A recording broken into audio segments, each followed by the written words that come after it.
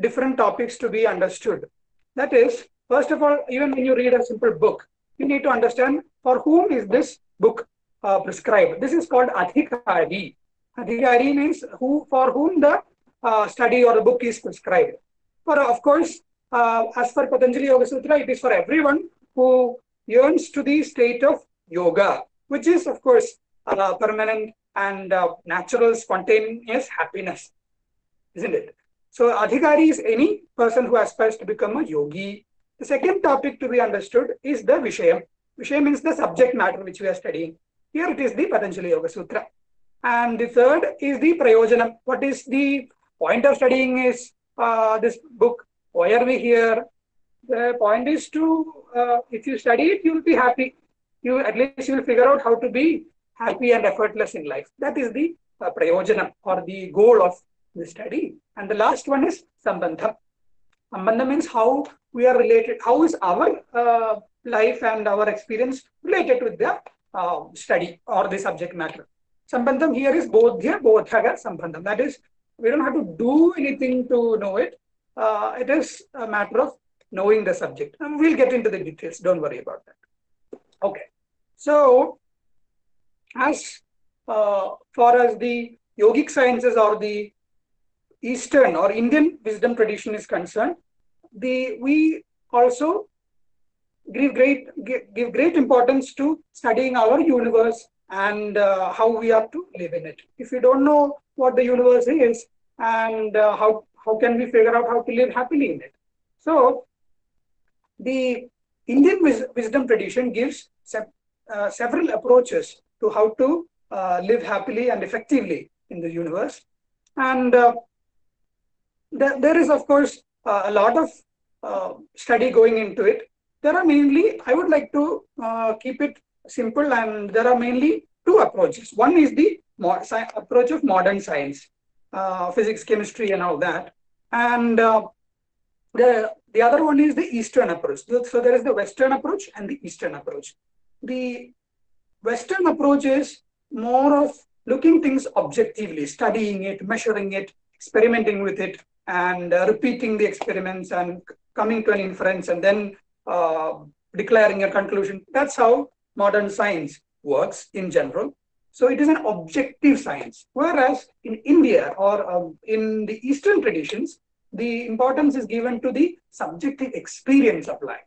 For example, if when your first child is born, the modern science or the scientist would tell you that the child is a healthy child based on its heart rate and the lungs are healthy and nervous activity is all normal and all that. So it's all objectively measured and studied.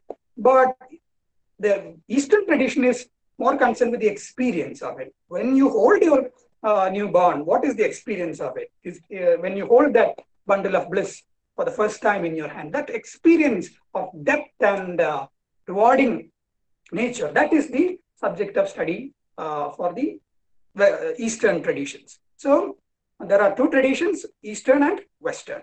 So, and all of them try to study mainly three things. One is the universe, atoms and Big Bang and quarks and black holes and all that in the Western world. And Eastern tradition also tries to explain it through the Upanishads and the like. And of course, the modern science also is trying to find out the second aspect, which is the cause of the universe. How did the universe come into existence, like the Big Bang or the holographic principle? They have different ideas about for discussing these kind of ideas. So universe, the cause of the universe, and of course, how to live comfortably in this universe. That is our day-to-day life through science and technology and all that. So these are the three main topics which are important in any science, be it Eastern or Western. So the Eastern traditions, especially in India, can be broadly classified into six systems or six world views. How to look at the universe, or how do you classify the universe, and how you place yourself in it so that you can live happily and productively in life. So there are six systems.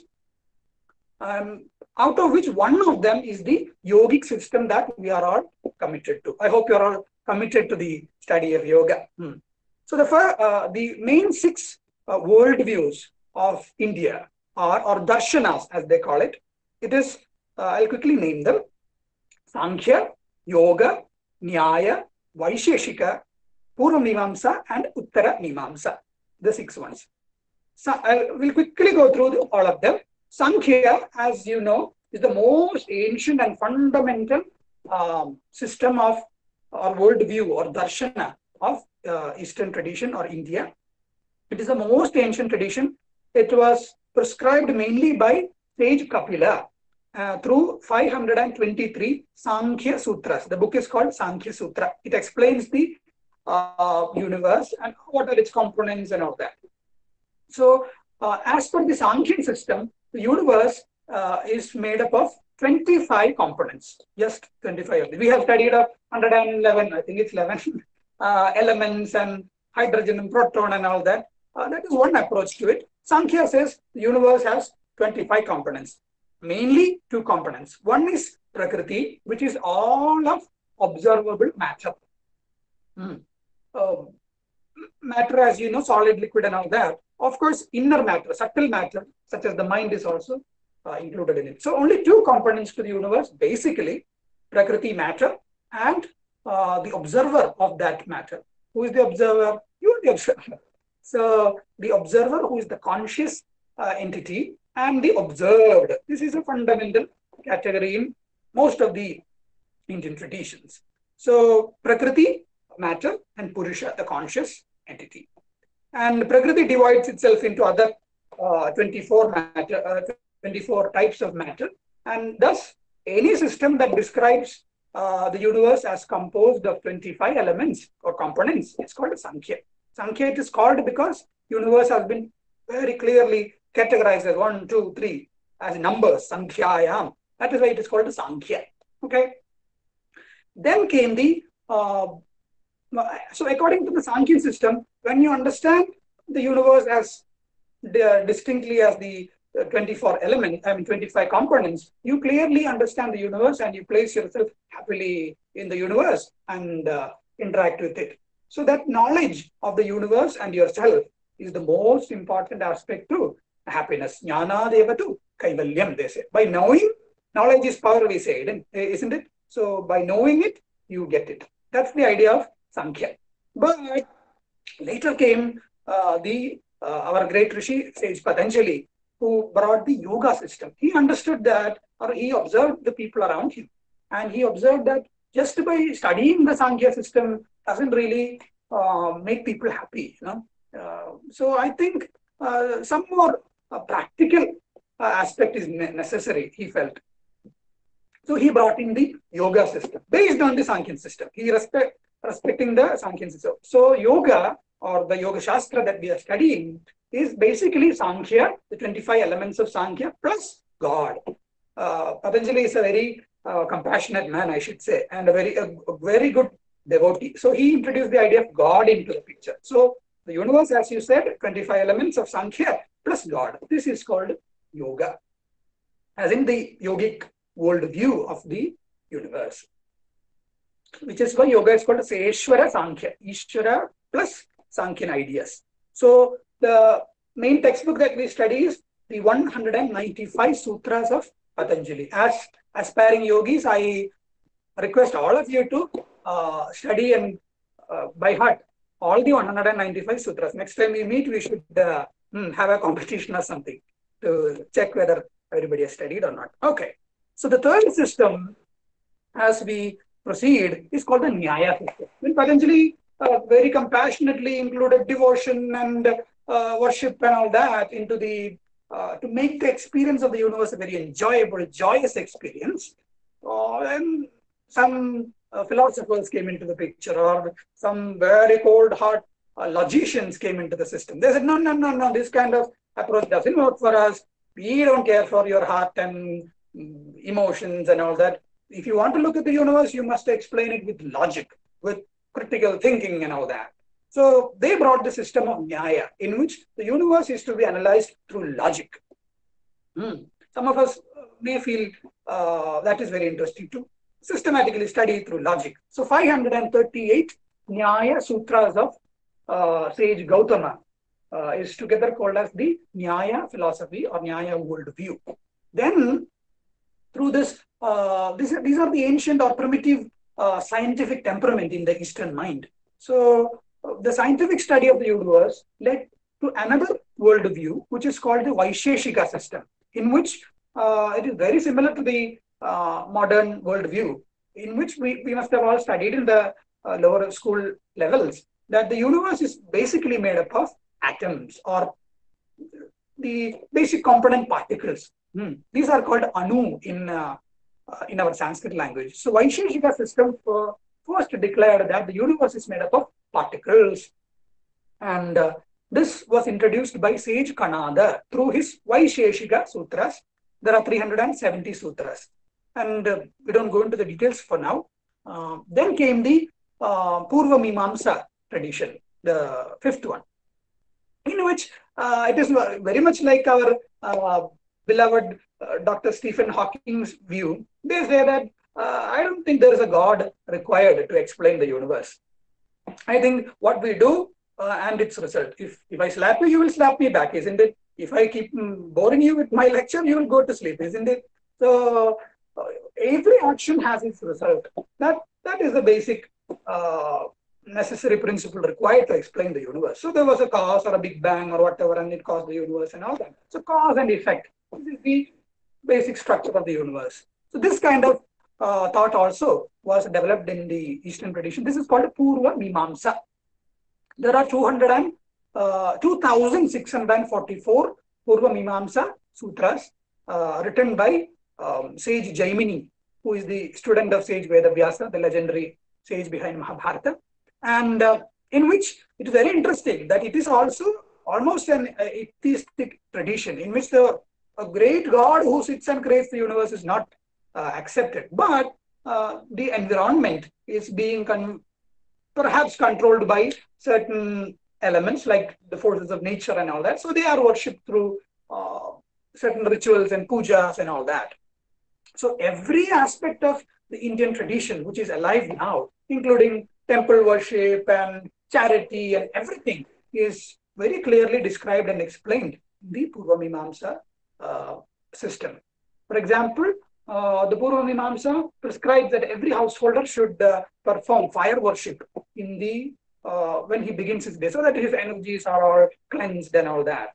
So that system has slowly evolved into temple worship. We go to the temple and pray and light the lamps and all that. So what I'm trying to say is every aspect of what we call Eastern culture is a contribution of the Purva Mimamsa tradition. So we must study it very carefully. Okay. So according to which human beings are of four types, they say: Brahmana, Kshatriya, Vaishya, and Shudra. Please note that this is not a classification of your body or your family type. It is not a caste that we're talking. It is a type of thing. It is a varna.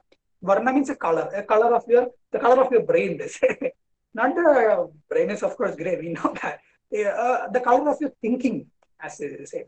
For example, the Brahmin, the word Brahmin used is indicating the intellectual type. That is, who are more comfortable with ideas and subtle things like science and research and reading and learning and all that.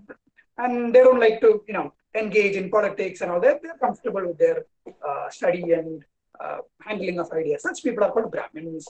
And the second type, they are administrators and powerful people. They are called Kshatriyas, who may not be very much interested. They might sleep in the classroom a little bit, but organizing the program and making it success, that they are very capable. Such administrative experts are called Kshatriyas. The third people is called the Vaishya, who is the money person, not a money-minded person, of course. They are the ones who supply the society with money and business and opportunities and enterprises and all that. So they are also very important aspect of our culture or of human society at large. And the last one is the service sector, the IT professionals, let us say, who they don't have a lot of freedom to create new ideas and all that. If you give them a good idea, they will execute it perfectly. And if you don't give any work, they will do what they want. So that kind of person who is more obedient than creative is called a Shudra. Okay, this kind of classification human beings is being prescribed by the Purva Mimamsa. I'm just giving you a picture of what is being said in the Purva Mimamsa. And of course, it also says that human life has 4 stages. One is student life. Then what do you do after studies? What do? You try to get a job. You become a professional and raise your own family and all that. And after that, after a certain age, you retire, isn't it? And the last, when you're more inclined to your own personal life, and rather than being on the forefront, you share your wisdom with the rest of society. This is called social service. So, student, brahmacharya, and the second one, professional life, is called the grihastha, householder, and all that. And the third is retirement, vanaprastha, and the last is social service, sannyasa. Being happily with minimum needs, serving the society with your expertise and all that. Okay. So this is basically the Purva Mimamsa system. And the last one is called Uttara Mimamsa. Uttara Mimamsa was proposed by sage Vedavyasa, and the authoritative textbook for it is the 555 Brahma Sutras or the Upanishads. Okay. And these are the 6 Astika systems, systems which depend on the Vedas for building their worldview. There are 6 Nastika systems also, which believe that the Vedas and all are useless, and they build their own system of thought. It is there are 6 Nastika traditions also. They are Charvaka, Jaina, and 4 flavors of Buddhism. We can study them later. So now let us enter into Patanjali Yoga Sutra proper.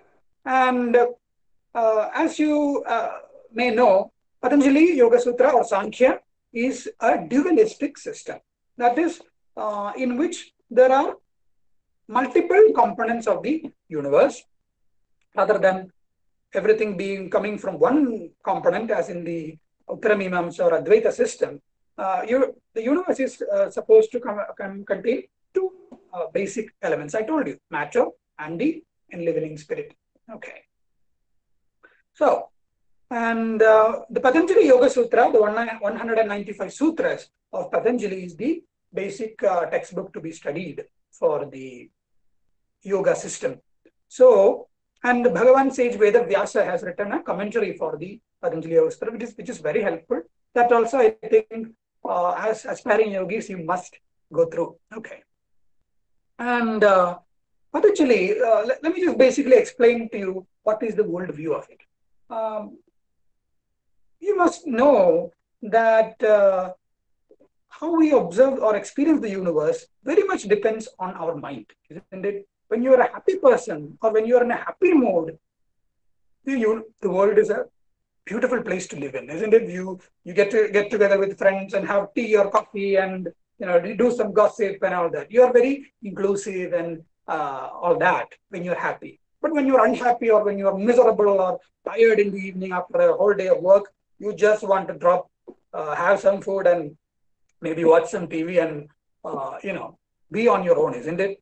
So what I'm trying to say is the mind and its nature is very much dependent on how you experience the universe. So this is the basic observation of Sage Patanjali. So he says, if you manage the mind, anyway, the universe is out there and it's not going to come and sit on your lap. How you experience it is through the mind. When your mind is happy, the universe is a happy place to live. And when you are not happy, the universe is miserable, isn't it? So basically, your mind is what needs some training or management on how to handle the universe. So when you're happy, you can excel in the universe, he says. So Patanjali Yoga Sutra is basically a science or science of mind management, as they say in modern terms, or it is a instruction manual for your mind, so that you don't press the wrong buttons, they say. You press the right buttons and get the optimum result. So, okay. So Patanjali Yoga Sutra has basically 4 chapters, They are the Samadhi Pada, Sadhana Pada, Vibhuti Pada, and Kaivalya Pada. Pada means quarter. So 4 quarters to the old textbook. And the first chapter, Samadhi Pada, it explains the basic core ideas of Patanjali and how to look at the universe and how to be happy and all that, manage the mind and all that. Okay. And the first pada, Samadhi Pada, is meant for Uttama Adhikaris, that is excellent students. I'm sure you all are excellent students. So Samadhi Pada is for such excellent students who are very sharp. They understand the ideas very quickly. And the second pada, Sadhana Pada, is for medium students. I'm sure that you must have observed in your school and college that all of us are not in the same level, isn't it? There are some rascals who always get ahead of us. So Patanjali very kindly, very compassionately includes the medium students also. So he has given the second pada called Sadhana Pada, which explains the practices, core practical tips for making your mind efficient or making you an excellent student, fit for Samadhi Pada. Okay. The third is for the dull students, backbenchers as they say. It is for, I shouldn't say that because very great minds have come from the backbenchers. Okay. So Vibhuti Pada is for the apparently dull students who are not very serious. They learn some tricks from the book and then they juggle with it and entertain others and try to get fame and all that. So those kind of dull seekers are prescribed the Vibhuti Pada, third Pada. And the last one is the Pada or chapter on liberation. The same ideas are just quickly summarized in a quick format. That is called the Kaivalya Pada. So the 4 chapters are Samadhi Pada, Sadhana Pada, Vibhuti Pada, and Kaivalya Pada. Okay. We'll quickly go through the Samadhi Pada. And even if you don't study all the Yoga Sutras, at least 5 sutras you must study. That much you must promise me. Okay, the first 5 sutras of the Patanjali Yoga Sutra, every spiritual aspirant must study. The first one, the world famous one. Can anybody repeat? Everybody's on mute, I think. Okay. I hope this is an interactive session also. Okay. Okay. Yeah, you can tell also. What is the first sutra? First sutra. The first sutra. Atha Yoga Anushasanam. Very good. Atha Yoga Anusasanam. So Patanjali says Atha. Atha is always used as a Mangalacharanam or a auspicious word. Atha, Om, and all that. So Patanjali says, okay, now that you have come Atha, now means you have experimented with a lot of other things. You try to watch movies, try to have your your girlfriends and your family and all that. You tried everything, but still the mind is very difficult to manage. So now that you have come to me, okay, now let us discuss how to be happy, he says. Okay, so Atha, after a lot of experiments, you have come here. So now let us discuss yoga. Yoga means, here the word yoga, as you must know, yoga, the word comes from the yuj dhatu or the yuj root form in the Sanskrit language. And it has 3 meanings. One is to control, samyamane. And the second one is to unite. The world famous meaning of yoga, unite, union, is called yoga in Sanskrit. And the third one meaning is samadhau, that is in samadhi.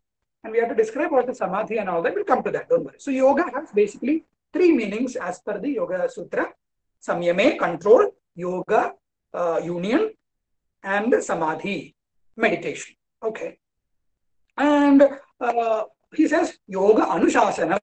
This is not my Kapola Kalpitam. I didn't make it. Anushasanam. Anushasanam means anything that has come from the previous masters as part of the tradition. Everybody has successfully passed and experienced that great joy in life. So I am sharing it with you. Okay. So that is why it is called Anushasanam. Okay. And one very common mistake that we see regarding the study of the Patanjali Yoga Sutra is that it is often misunderstood with the tradition of Hatha Yoga. Hatha Yoga, of course, I don't have to tell you, you must know more than me. Anyway, so Hatha Yoga, the yoga of Hatha Yoga system is very much different from the yoga of the Patanjali Yoga Sutra system. Okay, the Hatha Yoga system follows a 6-limbed system of happiness or yoga. Shadanga Yoga, they say. Shad means 6.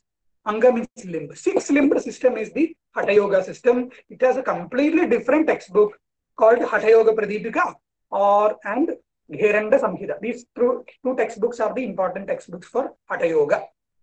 But Patanjali's yoga is completely different. We follow the Patanjali's Yoga Sutra, the 195 sutras. And the Swami Vivekanandaji's famous commentary on the Patanjali Yoga Sutra is also very much famous. But we must not conclude that that is equivalent to the Patanjali's yoga. Hatha yoga is very much different from the Patanjali's yoga. Okay, that is something that we must be very careful about. The sixth system of Hatha yoga, Shadanga yoga, is composed of asana, pranayama, bandha, mudra, kriya, and nadanu sandhanam, as you must be knowing. So that is called Hatha yoga, and the yoga of Patanjali has the eightfold system, 8-limbed system, which we will see later. Okay. So Patanjali, how does he define yoga? He says, yoga chitta vritti nirodha, as you must be knowing. So in the Hatha yoga system, the definition of yoga is something else. There the sutra says, ekagra chittasya sthitihi raja yoga. This is the definition of Raja Yoga as described by Swami Vivekananda according to the Hatha Yoga Pradipika. Ekagra chittasya sthitihi. Anyway, we will not be going into detail, but let us study that later. Okay, so Patanjali says the mind which we are trying to manage and bring tune to the give us excellent results, that has basically 4 moods, 4 different states of behavior, he says. One is Shiptam. Shiptam means a very disturbed state. You know, you always keep doing something, fiddling with your fingers or digging into your nose or scratching your head and all that. You are always disturbed. That is called the Shipta state. So when after studying this, we have to observe our own mind and, you know, determine what is happening and then make tweaks accordingly and bringing it to optimum performance. Okay. Second mood is Mudha. Mudha means deluded or, you know, sleepy or not seeing things properly and all that. Okay, that is called the second mood. When you're angry, you don't see things properly. You even shout at your parents or teachers. That is called a Mudha avastha, he says. So you don't know what is, you don't interact with the world properly. This is called Mudha avastha. Second one. The third one is called Vikshipta, which I think 90% of all people are, all aspirants are in the initial stages. That is, some days you are very disciplined. On other days, you just don't care at all. You're completely off your rocker, he says. So fluctuating between calm and disturbed is called Vikshipta mood. Okay.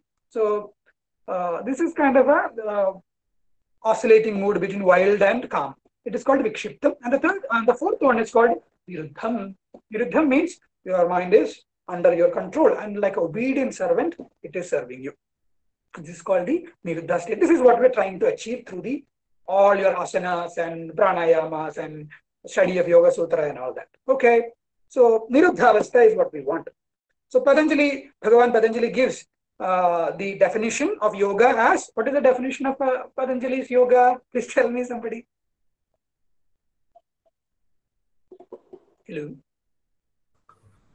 What is Patanjali's definition Tell me. on yoga? One of you can unmute and yoga. Okay.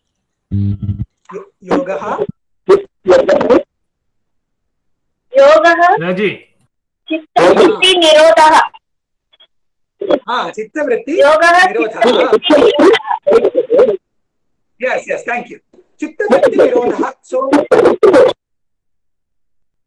okay, thank you. So, when the mind is in the nirodha state, that is called yoga. When the mind is disciplined and happy and obedient, that is called the nirodha state, yoga state.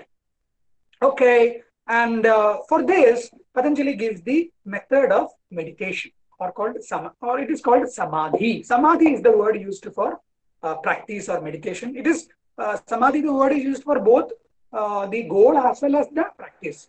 Goal as in practice of meditation, as well as the state achieved by practice. It is also called samadhi. Okay, so I'm just quickly going to give you the summary of the entire yogic method as per Patanjali. Okay, please listen carefully.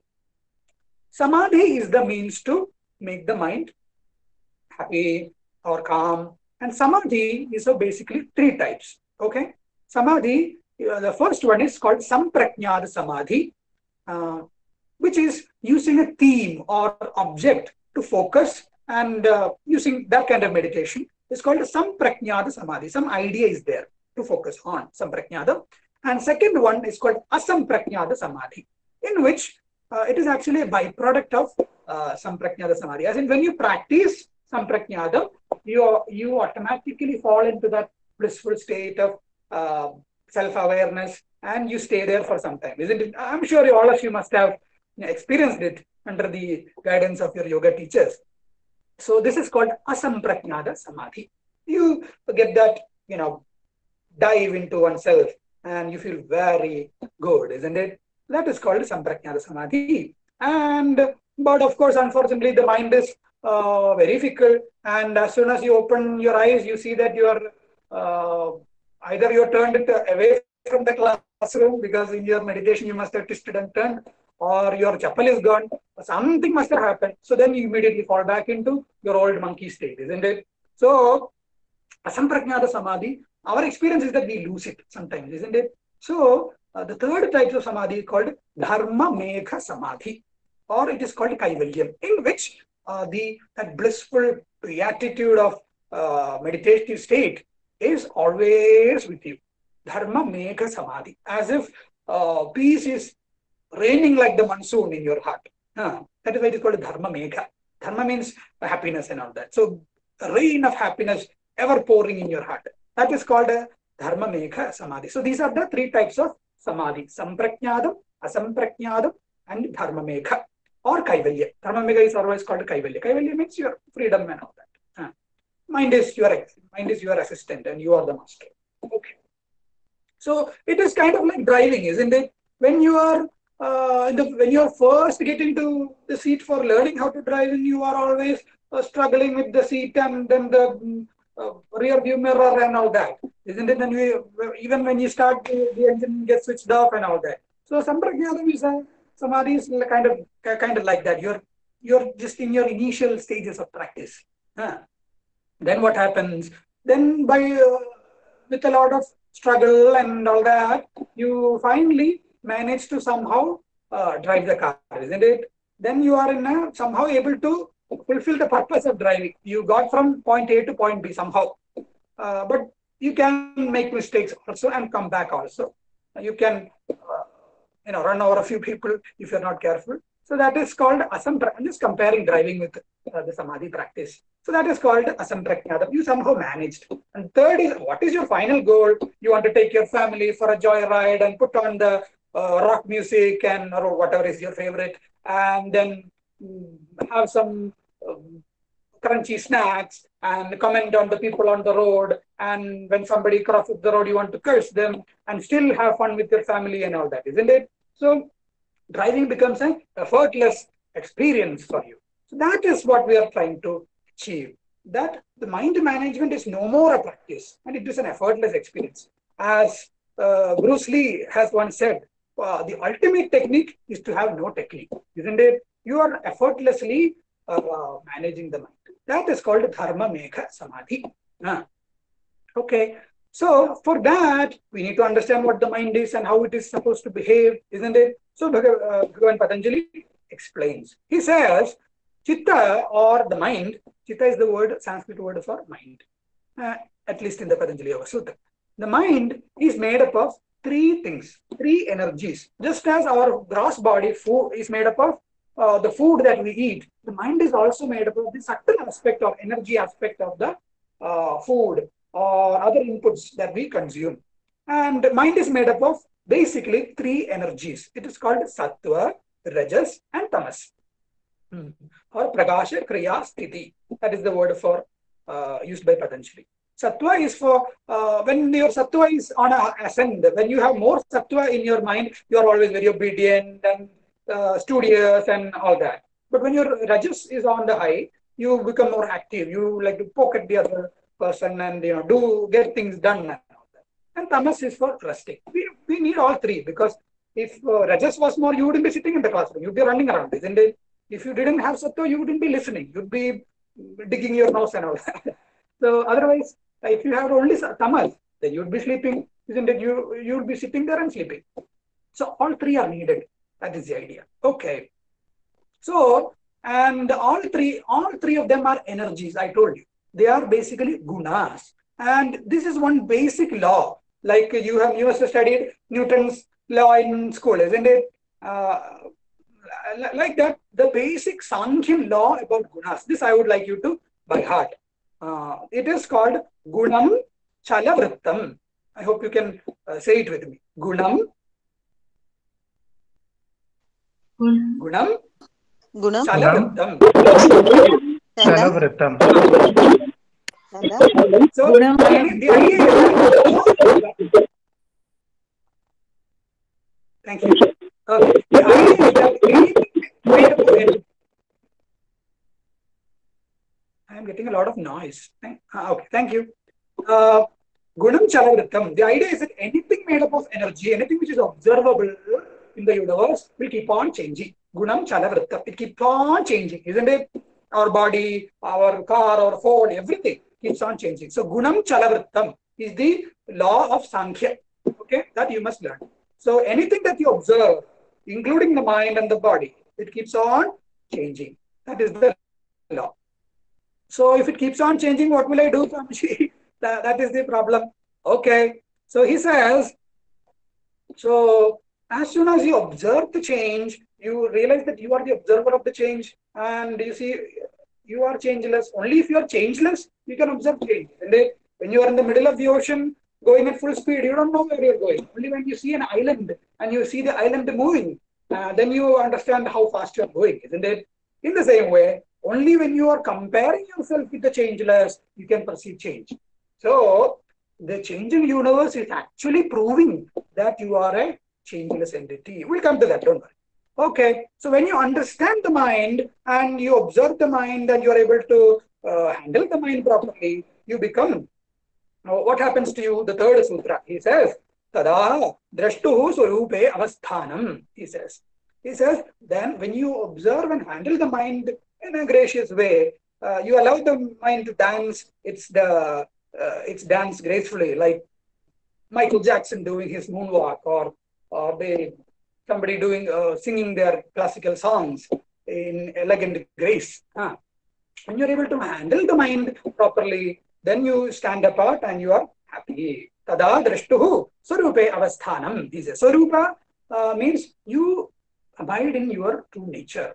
What do you mean by that? Here, this is one of the core ideals of Patanjali Yoga Sutra, and I would like you to pay attention. Swarupe, about the Swarupa, about who you are, about what you are. Patanjali gives the explanation. He says, this comes in the second pada actually, but since it's an important idea, I'm explaining it here. The self, as we experience, what do you mean by our own self? What do you mean by I? For me, I am I, isn't it? So I refer to myself as I. What do you mean by that? It is that meaning or experience of I is being investigated here. Of course, that is what we are. And if you don't know what we are, then you fall into the traps of the mind and you get confused and all that. So that is why it is very important to understand what you are. Patanjali says, Nityaha, that experience of I, you from morning till evening, or whatever you do, you say it as I did it, isn't it? Or somebody cursed me, or I hit somebody. Everything has that common thread called I, isn't it? So that if you look at it, the experience of I is common in all your experience, whether pleasant or unpleasant, isn't it? I experience that person is a rascal because he didn't behave nice to me. Everything has this I in it. So Patanjali says this experience of I, not the thought of I, but the experience of I is a changeless experience, he says. So if you are the changeless, why are you bothered about the changing things? Let it change on its own. That kind of freedom is what Patanjali is trying to give you. I hope you are following me. And this is called Nitya. And so your self-experience is changeless. And so The second aspect of this self is shuchi. It is always pure. Yesterday somebody spilled some curry on me. So do I stop saying I? Isn't it? Whatever experiences happen to you, whatever happens to the body or the mind, you refer to yourself as always I, isn't it? Even if somebody cuts off your, or you amputate your hand or leg, your experience of I is I, isn't it? So what I'm trying to say is, no matter what happens to the outside world or observable world, your experience doesn't change, isn't it? So that is why no experience can actually touch or malign your self-experience. It is always pure. And your dearest friend or your dearest experience is I, isn't it? You call people as good or bad based on how they behave to you, isn't it? That person is good because he spoke nice to me, or this person is bad because he is annoying to me, isn't it? So this I is a central experience of all your evaluations and all your thoughts. So it is that dearest self is always readily available to you. So for that only, all other experiences are being submitted. So this self is ever pure, he says. You have to meditate on this for some time. And always it is Sukham. It is the dearest of the dearest, isn't it? Even my dearest children are dear because they are my children, isn't it?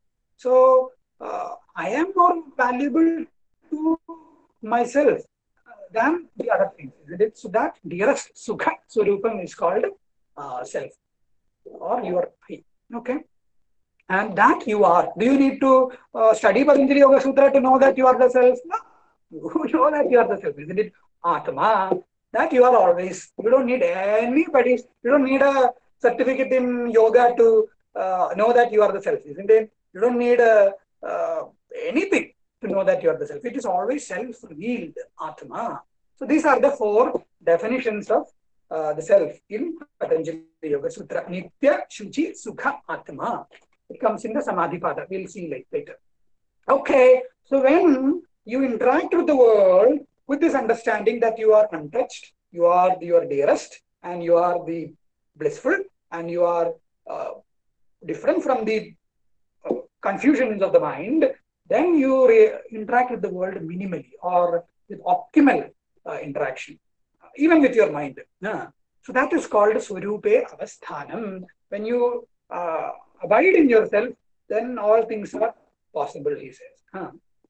Okay, so when you don't do what happens, that also you have to explain, isn't it? So if you don't abide in it, or when you are not reflective enough to know who you are, and you jump into the mind into the cesspool of the mind and get dirty, then you are in trouble, isn't it? Then you become a nuisance to everybody and all that. Then you beg in front of people, I love you and all that. Well, when you say I love you, what do you really mean?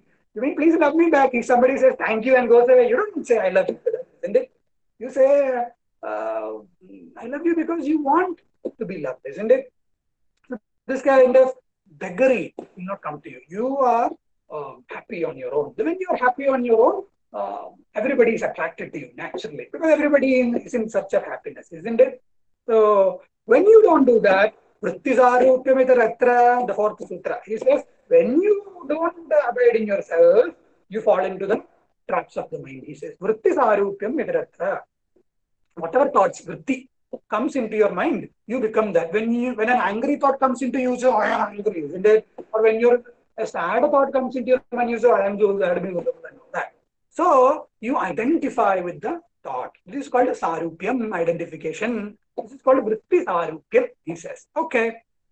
So that is the Swamiji, then what can we do? Don't do anything, don't worry. Panchashikhacharya, who is a famous Sankhyan scholar, he says, poor little mind, it doesn't know what to do.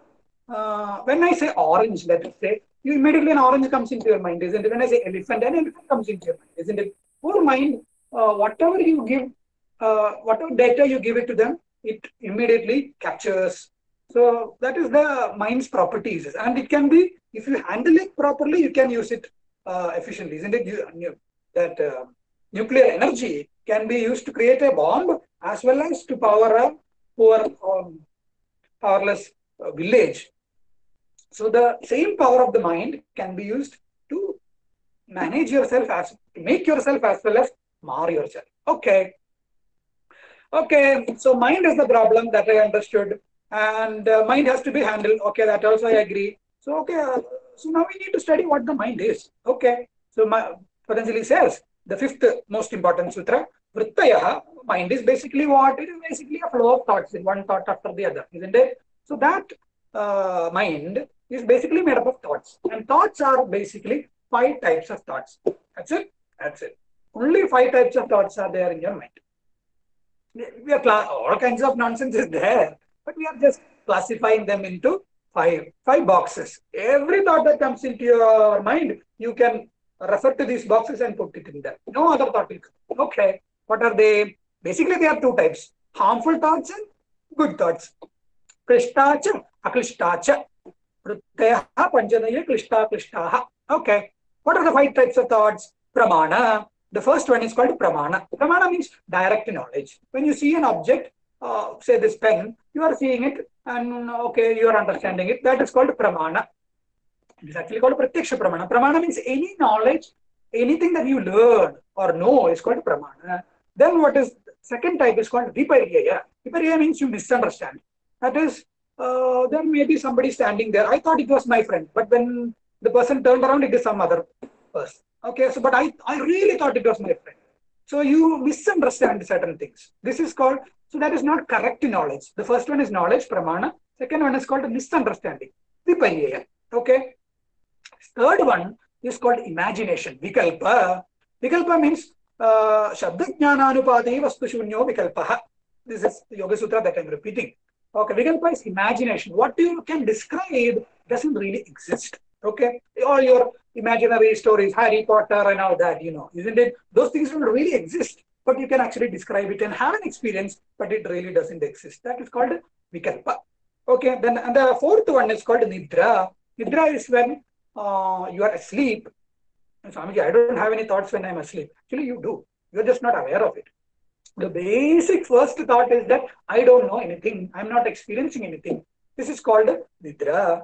Nidra is the thought. Whenever you are not aware of anything, it is called nidra. Okay, that is the abhava pratyalambana vrittir nidra. Don't worry about the sutras. I'm just, you know, reading it and trying to instill your curiosity into it. Okay. Whenever you don't know, it is called nidra. Okay, you are asleep to that knowledge, he says. Okay, and the last one is memory, smriti. Smriti means you are remembering a past experience. Anubhuta vishaya asampramoshaha. When your mind is still holding on to that past experience, it is called a memory. Okay, these are the 5 types of thoughts. Only these 5 types of thoughts will come into your mind and create havoc and all that. Okay. Okay, so how do you, okay, I understood the structure of the mind, but how do I do it? How do I practice it? Okay, he says, how to master the mind? Abhyasa vairagyabhyam tannirodha, he says. You have to practice, my dear boy. I think Patanjali and Bhagavan Sri Krishna in our Bhagavad Gita, they are all these backbenchers, you know, they are all studying in the same classroom, he says. He also says, Bhagavad Gita in Krishna also says, Abhyasena tu kunteya vairagyena cha grihyate, he says. By practice and being a little mature. By these 2 things, maturity, I would say, and practice. By these 2 things, abhyasa vairagyabhyam, mind becomes mastered. What are the 2 things? Practice and maturity. Maturity means handling things gracefully, he says. Vairagya, they call it. We'll discuss what it is. And so, basically what we're trying to say is, practice is not just you sit in a seat and keep on practicing. You have other things to do, isn't it? When you're hungry, you have to go and eat, isn't it? So, practice doesn't mean on the yoga mat itself. Practice is a constant experience, isn't it? This is something, a confusion that I would like to clear in all spiritual studies. We aspire to become something, maybe become a great lecturer and roar like Swami Vivekananda at the Parliament of Religions and all that. Big things are there. But what you really experience, what really matters in your spiritual unfoldment is the basic things, your happiness in your small things, like eating your food gracefully, or cleaning the vessels, or patting your dog, or sitting with your close friends and sipping your coffee. All these small, small things are spirituality, and not the big, big things. Big, big things other people will do, let us say. All the small, small things that determine whether you are a yogi or not. Okay. So that is why Patanjali says abhyasam. That is, whatever you do constantly, do it with grace, he says. Do it with what is that? Mindfulness, as they say. With grace. When you switch off, even something as simple as switching off light, don't punch the switchboard, he says. Do it with grace, he said. Okay. So that constant practice is necessary to make you sensitive enough to realize who you are, he says. Okay. And of course, Vairagyam, Abhyasam and Vairagyam. So two methods of yoga. What are they? Abhyasam and Vairagyam. Two methods of mastering the mind. Abhyasam and Vairagyam. These are, and Vairagyam means to be a little mature. Okay. Whatever is detrimental to your happiness, avoid them. Okay. If certain energy vampires are there in your circle, block them. Okay. But it is not completely avoiding them. And I wouldn't say block them. It is rather respond to them rather than reacting to them. Don't spend all your energies as if the whole weight of the universe is on your shoulders. So relax, he says. So Patanjali is the most relaxed person in the spiritual world, I would say. So if you are relaxed, then you are a yogi. You may be sweating and toiling with your yoga mat, standing on the tip of your nose and all that. Then you are not a yogi. Whatever is done effortlessly, as if you are in an AC room, that is yoga. Is whatever you do happily. Let us say that is a basic, simple definition of yoga. Happiness is yoga. Okay, I hope you are getting it. And okay, so yoga is happiness, and practice is samadhi. Samadhi is of three types. We discussed all that. So how do you really do it? So he says, what are the three types of samadhi? Can anybody say?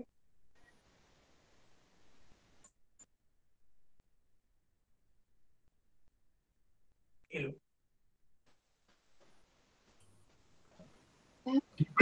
Sampragnada, asampragnada.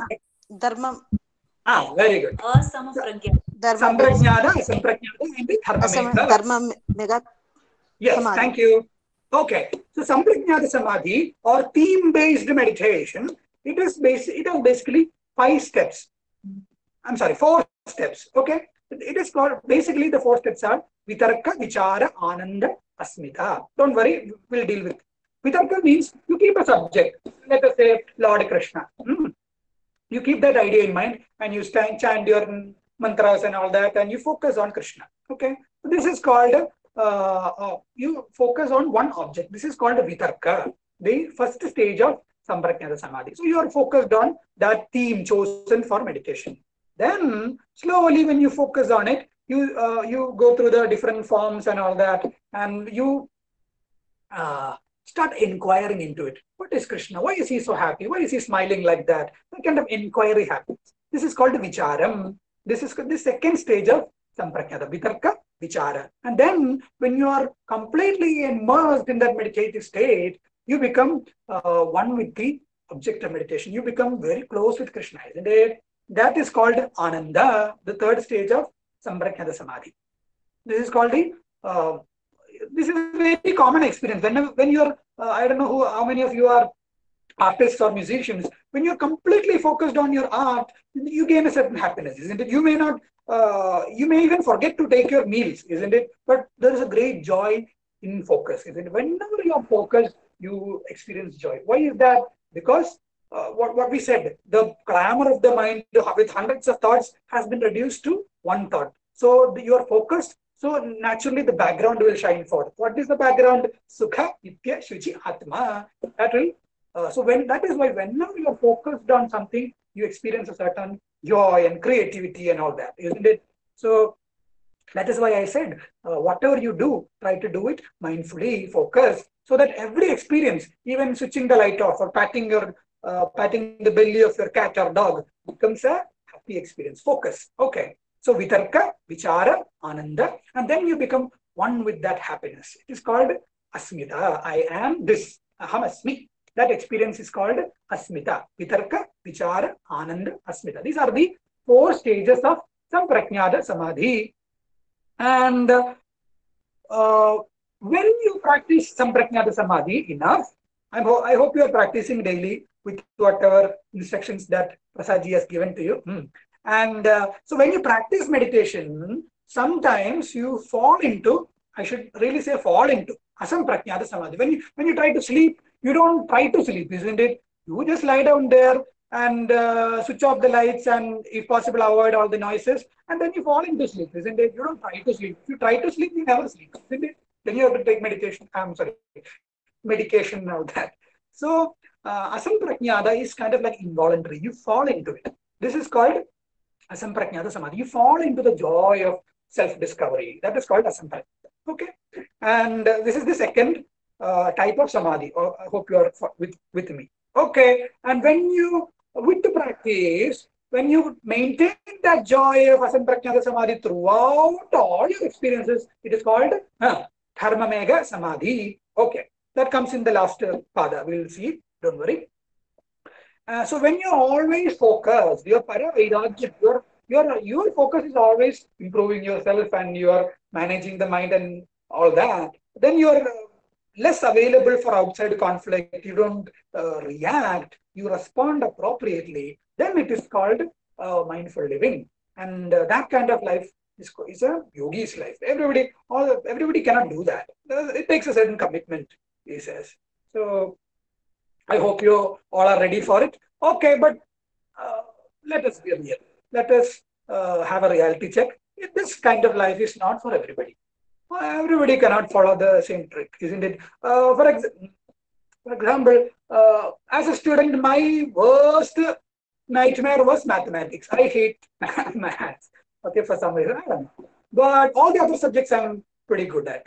So there is a certain, every path is not suitable for everybody, isn't it? So some students got a sad face in the classroom, he says. Patanjali Bhagavan immediately remembered his favorite backbenchers and he says, don't worry, there is another method. If you cannot practice meditation, there is another easy method, he says. So what I want to try say to you is that Bhagavan Patanjali, in the first chapter called Samadhi Pada, he gives 8 different ways to attain Samadhi. Okay, and only one of them is what we discuss now, Samprajnata, and blah blah and all that. Okay, so the first one is direct meditation. If you cannot do that, very compassionately, Patanjali says, I'll give you a second method. What is the second method? 23rd Sutra, Ishvara Pranidhana Adva. He says, go to God, he says, go to the temple or your puja room and go and fall at his feet and go and list out all your complaints, talk to him and practice devotion basically. Okay, so Patanjali explains who God is and all that we will not be handling here today, but if you are interested, we can study later. Okay, so Ishvara Pranidhana Adva, when you give all your worries and concerns to God, for it is his. Anyway, he has a big shoulder to carry the world. Let him carry it. Let me relax. That kind of attitude is called devotion. So Patanjali was a great devotee, I should say. He has devoted 5 sutras for his defining his bhakti and all that. We'll describe it later. Okay, so first part is meditation. If you can't do that, just approach God.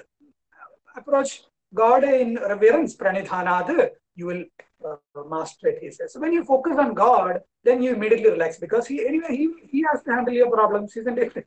So you can relax. So that also will immediately lead you into happiness, samadhi, relaxation and all that. Okay. And Patanjali says, even if you try to practice it, the world will be the same, full of the same rascals only. They will try to bother you one way or the other. There are basically 4 types of people and 4 attitudes, he says. 4 types of people, you have to tackle them with 4 different methods. This is a quick practical tip that Patanjali is giving. He says, in the 33rd Sutra, Maitri Karuna Mudita Upekshanam Sukha Dukha Punya Punya Vishayanam. That sutra is what I'm talking. So he says, happy people who are always, you know them, isn't it? They are always smiling and well dressed and all that. Such people, you join with them. You have friendship with them. So Maitri is for happy people. The second type of people is always crying and suffering and all that. So such people, of course, we have to be compassionate. When somebody comes to you with their problems, be compassionate. Second approach is for the miserable people. You have to be compassionate. Karuna. Karuna is for the dukhi people. Okay, I'm giving you a kind of a match the following as you did in your school days. Okay, so Maitri, friendship towards the happy people, compassion, Karuna towards the miserable people, Mudita, and the third one is Mudita. Mudita means appreciation to people who are good. In your office, somebody is doing good work, great work, you appreciate them. Now, anyway, WhatsApp is free or your words are free. You just congratulate people as much as possible. Even when your wife is fighting with you, you say, oh my God, I may be wrong. What you are saying is right. You are so intelligent. When you say that, then the fight is over immediately. So it's a good strategy, he says. Okay, so whenever somebody is doing good work, appreciate them, he says. Mudita and Punya is to be matched. The last one is Upeksha. There are some people who are there who are always miserable and evil and plotting and angry and all that. Frustrated people, unloved people who unloved cannot love, as Charlie Chaplin has said, isn't it? So such people you may have to avoid, he says, because you have your own priorities. So don't spoil your priorities for others. These are the 4 strategies. Maitri, Karuna, Mudita, Upeksha for the Sukha, Dukkha, Punya and Apunya people. Okay. And the third strategy, we were talking about 8 ways to Samadhi, isn't it? First one is meditation. Second is God. Third one I'm talking to you right now. Third one is the famous one. You must all know it, pranayama, isn't it?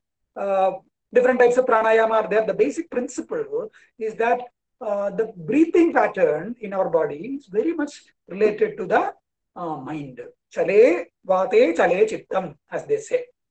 And the mind, as the breathing, so the mind, he says. So whenever you're angry and you want to kick somebody in the face, you are always breathing heavily, isn't it? And whenever you're completely relaxed, you are breathing slowly. Haven't you noticed? In the same way. So whenever you want to bring the mind into a relaxed state, start consciously breathing slowly. And whenever you want to, do the other, you automatically go into rage mode and breathe heavily. So breathe consciously. This is called one more method of practice. Prachardana Vidharanabhyam va Pranasya, 34th Sutra. This is called conscious breathing. When you consciously breathe and relax, you automatically become mindful of the surroundings and the body and the mind, and you fall into Samadhi. This is the third way of Samadhi. And the fourth one is 35th Sutra. Vishayavati va pravrittirutpanna manasasti niribandhini. He says, how do you observe an object? You study your sensations. That when you see an object, how do you see it? The image, of course, light has to be there. Light falls on the object and falls into your retina as an inverted image, and the brain processes it and inverts it. But how do you see it? How are you able to see it? Because the conscious principle is in there, isn't it? And you are conscious of the image, isn't it? When you focus on this process of sensory perception, then you automatically understand that, oh my God, I am the conscious principle in the dead inert body, and I am the dearest of my dearest, and you fall into Samadhi, he says. So that is the fourth method of Samadhi, Vishayavati va, studying your sensation. Okay. And the fifth one is called Vishokava Jyotishmati. You must have done Pranaya and all that. You focus on some light, some lamp, maybe outside or maybe inside. You copy the mental image in your mind and focus on it. So when you focus on it, you immediately focus on the light which enables you to see the light, isn't it? This light enables you to, or the light itself is self-revealing. But how do you see the light? It is through the light of consciousness, isn't it? You are conscious of the light.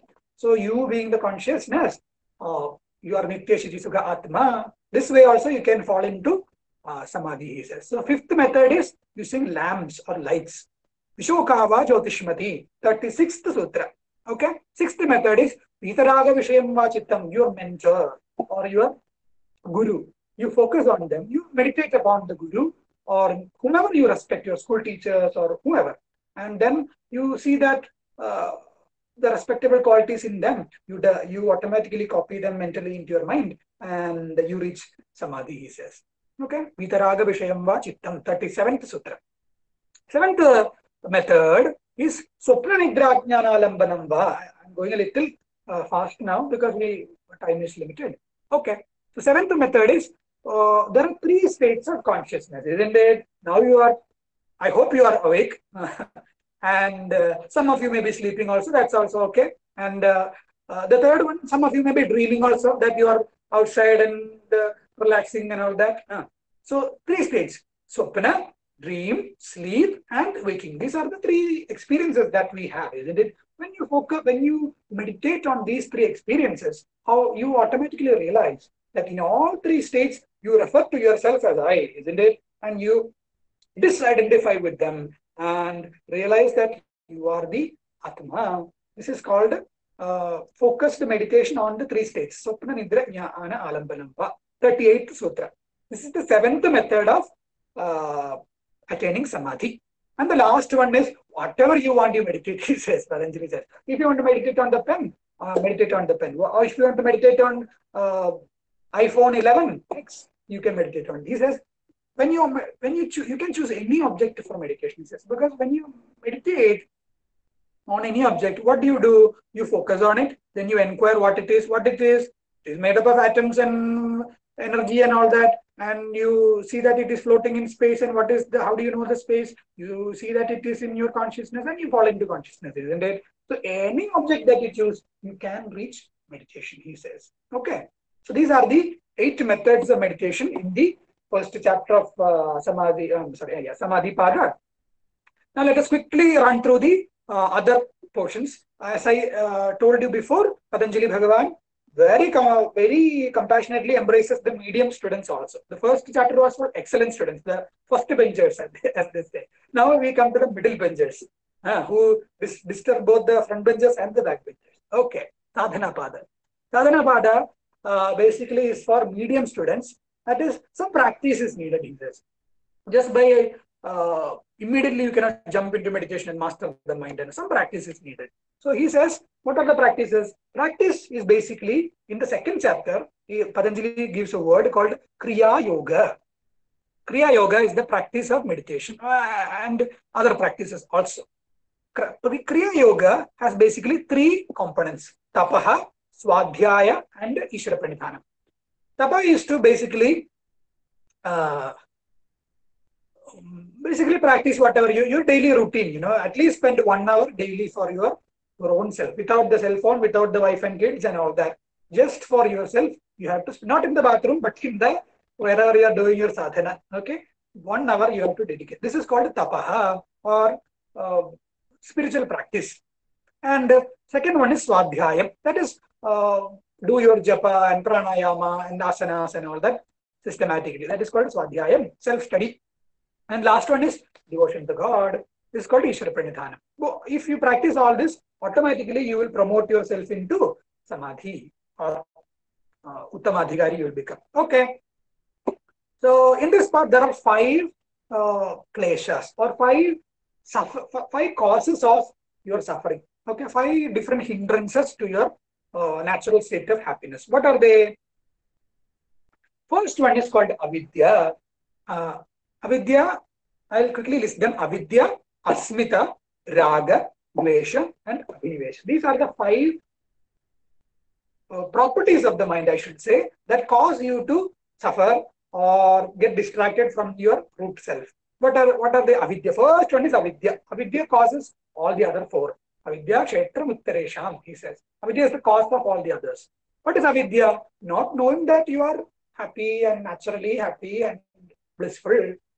You think that your body or your mind or your son or what is that, a daughter of this person and all that. So you disidentify with your true self and identify with something else. This is called avidya. The cause, not knowing who you are. This is called avidya. Second one is called asmita. When you don't know who you are, you think it's something else, isn't it? When you don't know that you are the enlivening spirit in the body, you think that you are the body. That is called asmita. You see the body, but you are not the body. But you confuse it with the body, isn't it? Drik darshana shaktiyor ekatmata eva asmita. What you see and what you are, you confuse with it. You see the body just as you see the pen, but you confuse and think that you are the body. This is called asmita. I am this.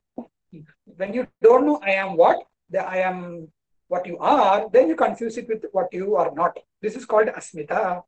And when you are a limited body, then you need company and food and all that, isn't it? And some foods you like, idli I don't like, a dosha I like, and all that comes. So you have preferences for certain things. That is called raga, the third one. Vidya, asmita, raga. You prefer certain things, isn't it? And certain pleasurable experience you want. And of course, if you want pleasurable experiences, naturally, what will happen? Unpleasure will also come. Displeasure will also come. Dvesha. This rascal, I don't know. I don't like this person. You don't know the person. But still, I think he's a rascal. Why? I don't know. This kind of preferences for good and bad. That is called dvesha. Last one is fear of death. That also is everybody has it. I should not cease to exist. I should continue. And or there is the natural fear for death. These are the 5 properties of the mind, isn't it? We always avoid danger, isn't it? When when a car is trying to hit us, we immediately move. Isn't it? So this instinct for self-preservation is a property of the mind. So 5 properties: avidya, asmita, raga, dvesha, abhinivesha. These are the 5 properties, and identifying with these 5 properties, we suffer. Okay, and so what do I do? There are 3 ways to cure this. He says, one is pratiprasavam. Whenever you like something or you react intensely to something, you have to do pratiprasavam. He says, why am I inclined to this? I like smoking some. I don't know. I cannot give it up. I don't know why it is like that. So you have to do pratiprasavam. Why are you inclined to that habit? You have to investigate all your habits and find out the root cause. Maybe you used to take a couple of, you used to try the old cigarette butts that your grandfather was leaving when you were a little baby. I don't know.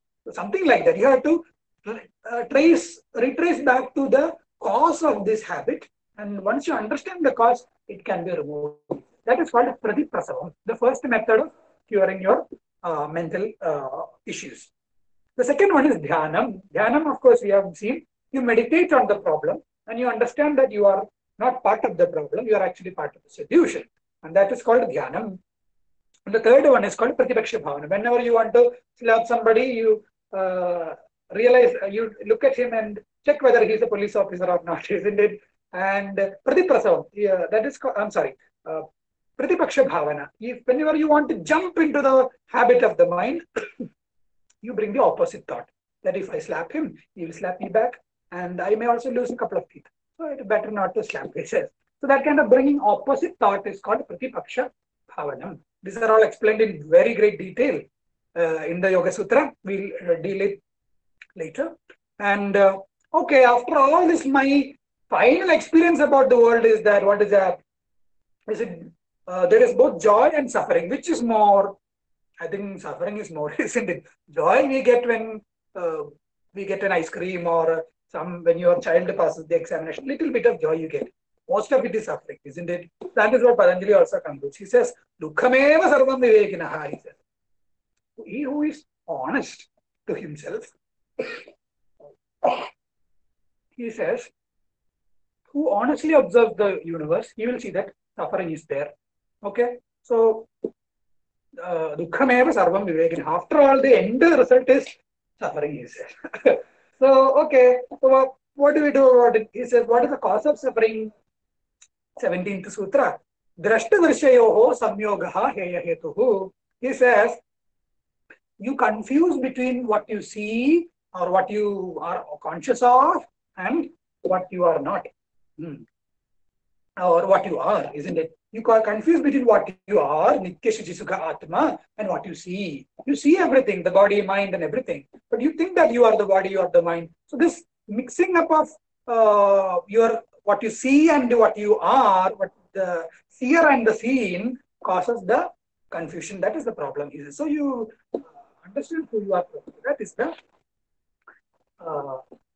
cure, he says. So to do that, okay, so I'm ready, Swamiji, but what do I do?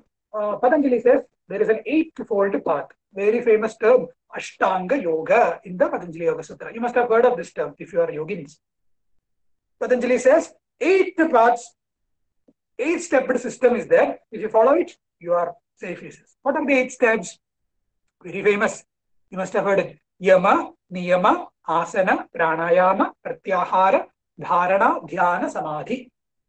These are the 8-fold path of Patanjali. Okay, Buddha also gives an 8-fold path. That is something different. This is 8-fold path of Patanjali, not the 6-fold path of Hatha Yoga. Okay, 8-fold path. First one is Yama. Yama means basically values that you have to follow all the time.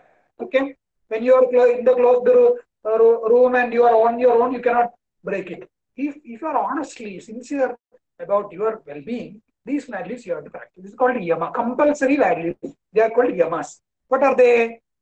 Since we are moving a little short on time, let us quickly jump through it. Ahimsa, Satya, Asteya, Brahmacharya, Aparigraha. Ahimsa, you must know, non-violence. Non-violence in word, deed, and thought. Not just, no. Sometimes you want to kick somebody's teeth in, but you don't do it. But still, that Ahimsa thought is there, isn't it? That also should not come, he says. You should be on your own. That freedom is called Ahimsa. Then Satya, between what you say and what you do and what you think, that unison is there. Some people, they say something, but they grin inside, isn't it? They mean something else. You sing so well. They say, actually, what they meant is, your singing is horrible, please stop. This is called Asatyam, he says. What you say, your word, your action and your mind should align. This is called Satyam. Then the next one is Asteyam. Don't have any thieving thoughts or what is that? What do you say? Mischief in your mind. That is secret, private behavior. Outside you are something, but inside you are something else. That is called Asteyam. Or you steal something. Stealing is basically stealing. You have a private life, he says. That should not be happen, because such people cannot see truth, he says. Asteyam. Second one is, the next one is Brahmacharyam. Brahmacharyam, basically, the gross meaning is to control your physical urges, including food and everything. Discipline, basically, that is what is included, Brahmacharyam.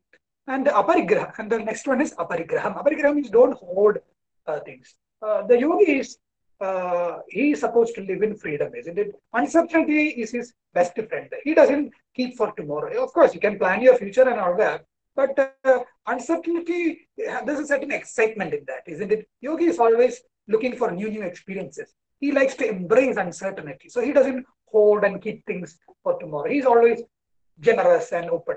That is called Aparigraha in a very broad fashion. So these are the 5 yamas. And then there are 5 occasional values. These are called niyamas. First one is Shaucham. Shaucham is basically physical, mental purity. That is, you know that 30 to 40,000 dead cells leave your body every second and every minute. So basically, your body should be clean. Your clothes should be washed every day. At least change your clothes every day. Yogi should not be coming to the class wearing the same sweatpants. Okay.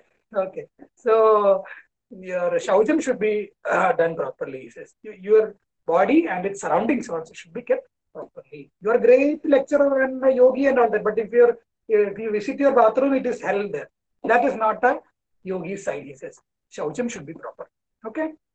So Patanjali even says, if you keep your surroundings very clean, that will give immense clarity about the thoughts and who you are, and Samadhi, Atma Darshana Yogyattvani, he says.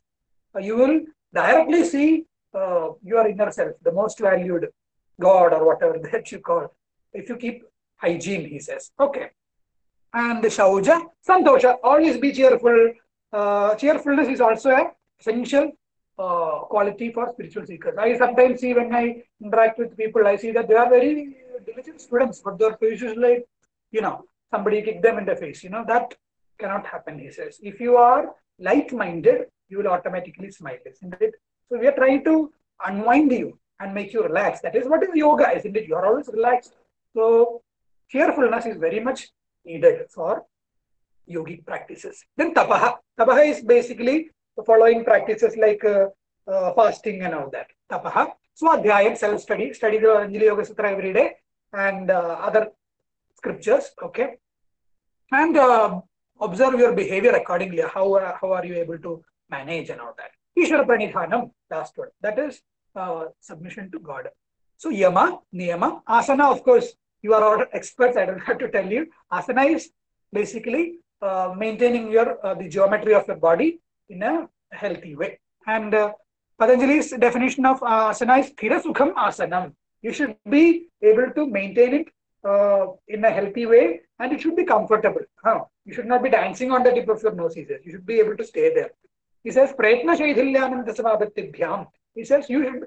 How do you know you are a master of asana? You should be able to stay there for a prolonged time, at least say 1 hour. If that is okay, then you have mastered the asana, he says. So basically, for Patanjali, the Hatha Yoga asanas are not of much importance. For him, asana means basically sit properly and focus on your work. That is what asana means. So you are all yogis by that definition. And pranayama. Pranayama basically has 3 steps. You must be knowing it. Puraga, Kumbhaga, and Rechaka. Inhalation, exhalation, and all that. And Patanjali says there are 3 types of pranayama. They are Bahya, Abhyantara, and Stambhavriti. Bahya means stopping the air outside. You exhale and leave the air outside and focus on yourself. That is called Bahya. Abhyantara is Kumbhagam inside, and then you focus. And Stambhavriti is you stop the breathing pattern. You are an expert yogi means. That is Stambhavriti. And Patanjali says there is a Chaturthi pranayama. There is a 4th pranayama. That is what we actually want, he says. He says, in pranayama, don't force yourself. That is the basic principle of Patanjali's pranayama. Hatha Yoga may be different. But Patanjali's pranayama is to not force yourself. If you are naturally relaxed and happy, breathing the way you are supposed to breathe, deep and subtle, Dirgha Sukshma, says Patanjali, then you are able to maintain your happiness. You must be know modern science says that you need 200 to 250 grams of oxygen per minute. That comes to 360 kilograms of oxygen per day, isn't it? So that is why our rishis have kept those trees or environments which give maximum oxygen as holy spaces, isn't it? Banyan tree is considered holy in our culture. Why is that? Because it gives most amount of oxygen. Some these medicinal trees and shrubs, they are all believed or believed to be sacred because they give maximum oxygen and give health to your body. Okay. So whenever you practice pranayama, you be in touch with nature, he says. Okay. But pranayama is not always recommended because it can be stress on your heart and lungs and brain. So always do it only under the guidance of experts. Okay. So next step is pratyahara. Pranayama after that pratyahara. Pratyahara is basically you're disciplined in your sensory interactions. You don't want to talk too much. You don't want to disturb everybody. Your sense organs are under your control. Appropriate responses you give. You talk appropriately, you look appropriately. All of this is called pratyahara. Pratyahara. Your responses to your sensory input, food. Sensory food is disciplined. Pratyahara. Dharana. Dharana, dhyana, and samadhi are described in the next chapter, Vibhuti Pada. Okay, we are jumping to the 3rd chapter. Dharana is basically focusing on any object. Deshabandha chittasya dharana. This is called focusing on any object is called dharana.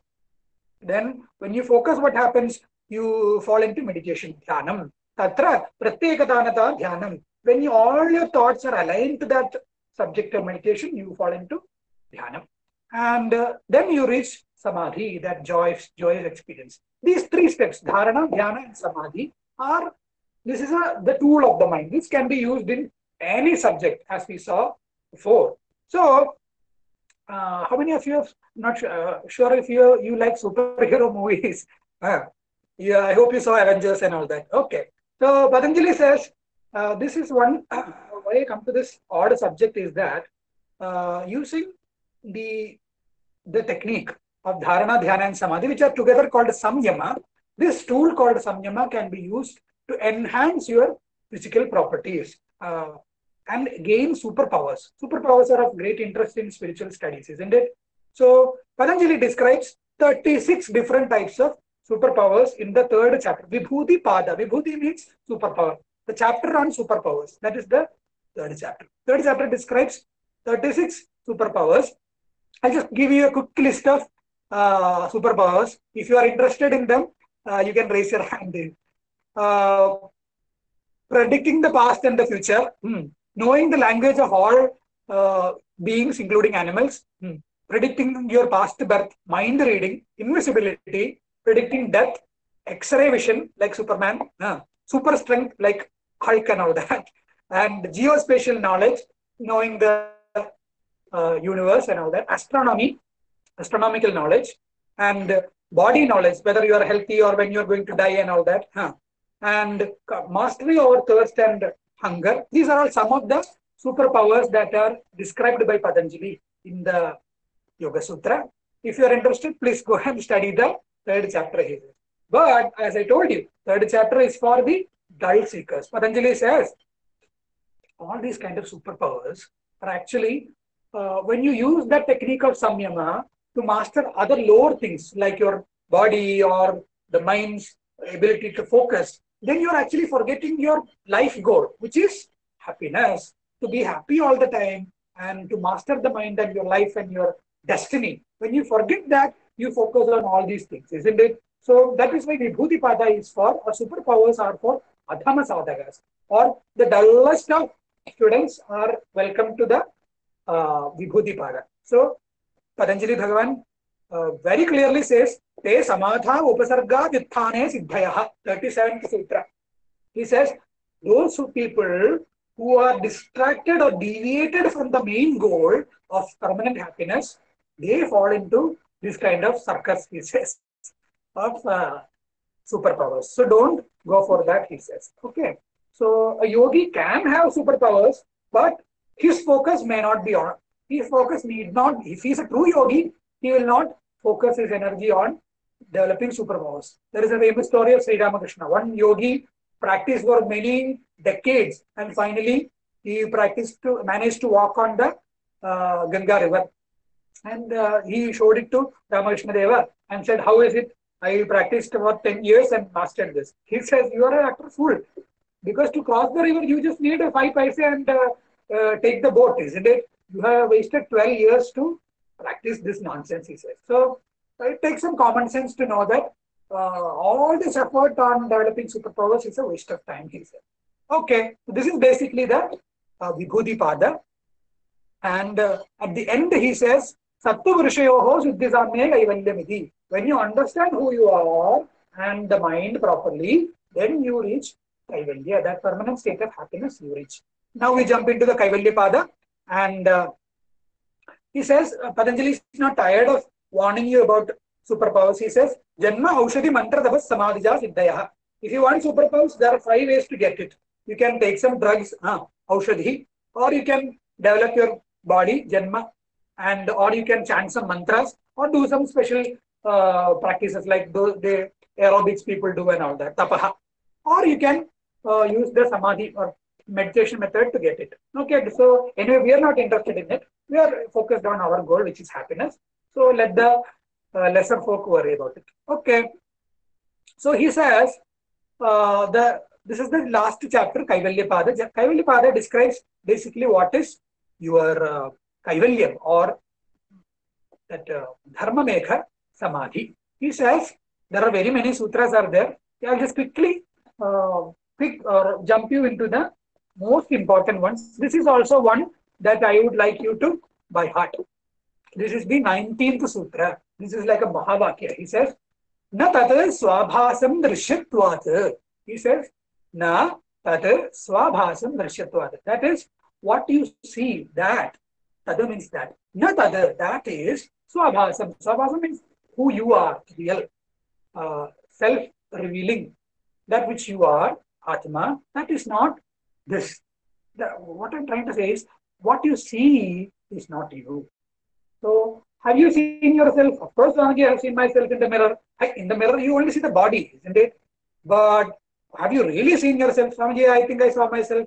How is that? I am sad and miserable and all that. That is your mind. But have you really seen yourself? He says. He says, you cannot. He says, you can only be that.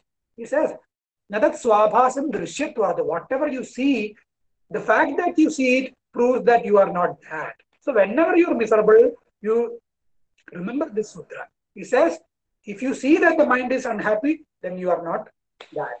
So you use this as your restart button, he says, and kick yourself out of misery. Natat swabhasam drishyatvad. This is the 19th sutra of the Kaivalyapada.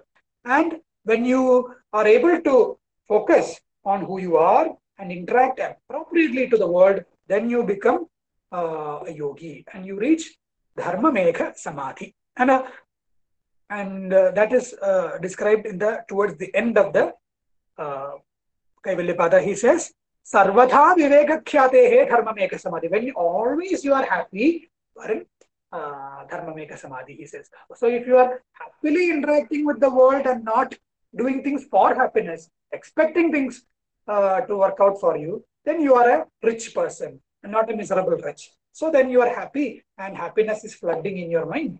So you are a yogi, he says. The last sutra of the Kaivalyapada says, Purushartha shunyanam gunanam pratiprasavaha kaivalyam.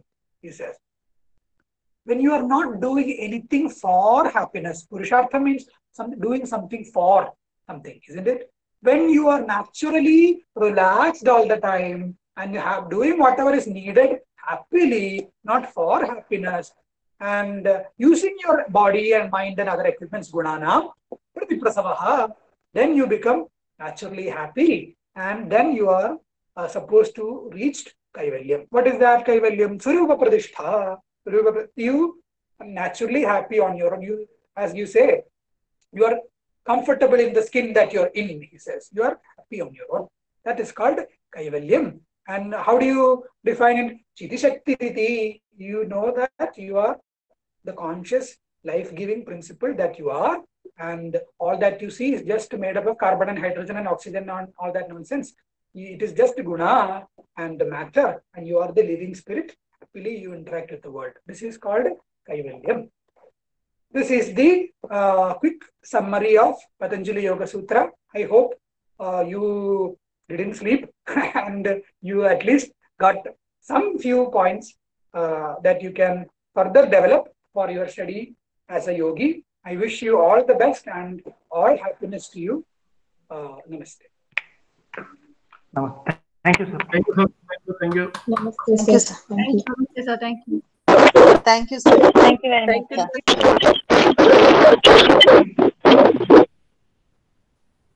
Yeah, There's you a lot of can. noise.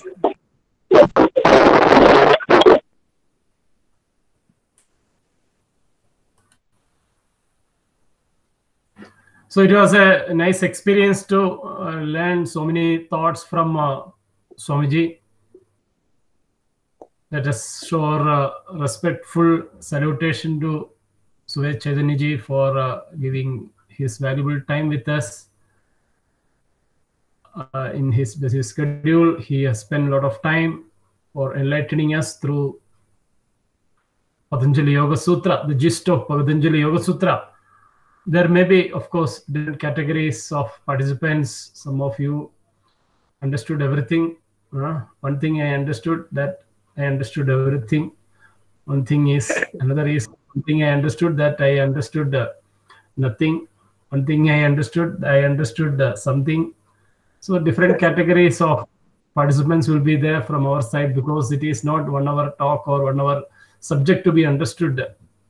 So it is a beginning for us to do our swadhyaya, which our Patanjali Muni always says so and advises us. So this gist will make us to a jitnyasu, for us to go deeper into the subject. And when you are into the field of Yoga Shastra, always without Patanjali Yoga Sutra, there is no Yoga Shastra at all. So this path, this thoughts, this the thought process or the philosophy will make us to grow into the higher dimensions, and that way, so all the yogis or the yoga jnanasus, the curious personalities will get into this, start swimming into this thought process, and we can grow in all dimensions. So that way, whatever Swamiji has told will help you, should help you. Otherwise, no point of spending this much time and energy. So it should not be a wastage of our energy or the time. So let us keep an inclusive approach where we need to grow into the yoga field in all dimensions. Asanas also we should practice. We should be master the asanas. We should master the yogic technique like or pranayama or everything. The same time, the philosophical aspect, and which we need to put it into practice. Whatever we learn, then only will be our dakshina to Swamiji for taking the this wonderful session. So let us salute our great Swamiji for our thanks. Let us express through from the inner heart. Let us show our respect and devotion to Swamiji.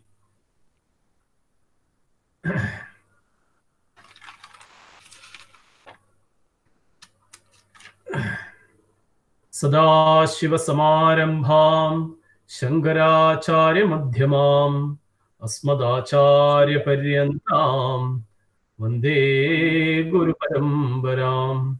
Vande Guru Parambaram. Thank you, Swamiji. Thank you for spending valuable time with us. Okay, thank you. Thank you. Thank you, sir. Thank you, sir. Yes, sir.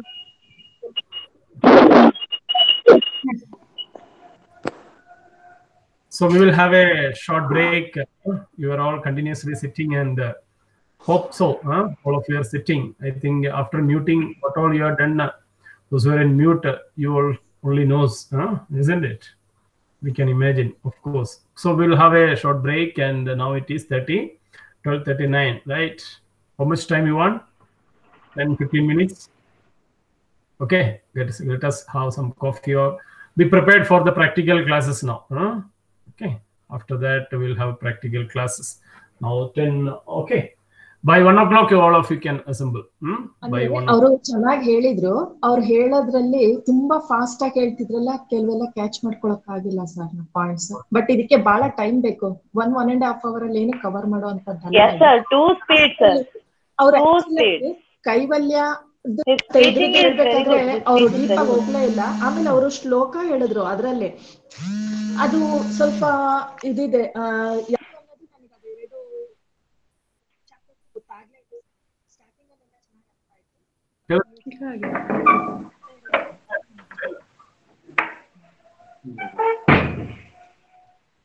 ಅಂದ್ರೆ ಅದೇ ಇಟ್ರೇನು ತೊಂದ್ರೆ ಇಲ್ಲ sir, ಕೇಳ್ಬೋದು. ಯಾಕೆಂದ್ರೆ ಇದಿನ್ನೋ ಈಗ ನಾವು ಅಂಬೆಗಾಲ್ ಇಟ್ಟಿದೀವಿ, ತಿಳ್ಕೊಳ್ಳೋದಕ್ಕೆ ತುಂಬಾ ಇದೆ sir.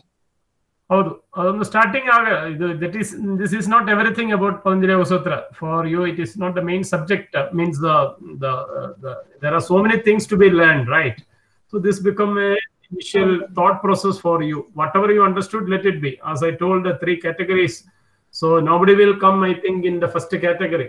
We all comes in the second and third category, where a little bit or nothing, or all these categories. But I don't think nobody will come in the category. ಅಂದ್ರೆ ನೀವು ಇದನ್ನ ಕ್ಲಾಸ್ ಸ್ಟಾರ್ಟಿಂಗ್ ಅಲ್ಲೇ ಇದನ್ನ ಸ್ವಲ್ಪ ಹೇಳ್ಕೊಟ್ಟಿದ್ರಿಂದ ನಮಗೆ ಅವ್ರು ಹೇಳಿದ ತಕ್ಷಣನೇ ಬೇಗ ಕ್ಯಾಚ್ ಮಾಡ್ಕೊಳಕ್ ಆಯ್ತು ಸರ್ ಪಾಯಿಂಟ್ಸ್.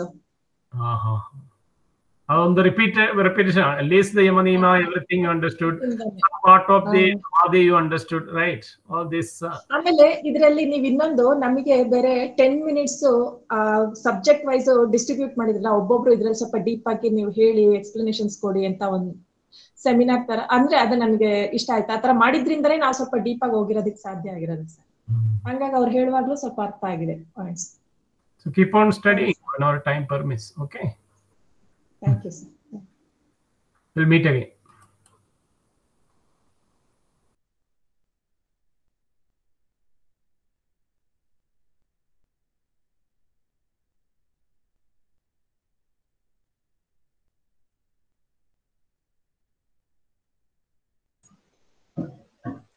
Ramya,